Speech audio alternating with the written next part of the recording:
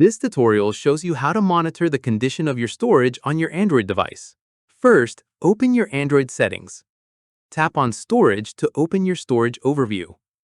After that, you'll see a breakdown of your storage usage across categories like photos and videos, apps, games, audio, and documents. From there, check the total used and available storage to get a general picture of your device's storage status. At this point, tap on Free Up Space to see your cleanup options. In the next step, tap Clean under Free Up Space to let the system detect and remove temporary files, cookies, and cache automatically. Following this, go back to Settings and open Apps, then See All Apps. Once done, sort the list by size to see which apps are taking up the most storage.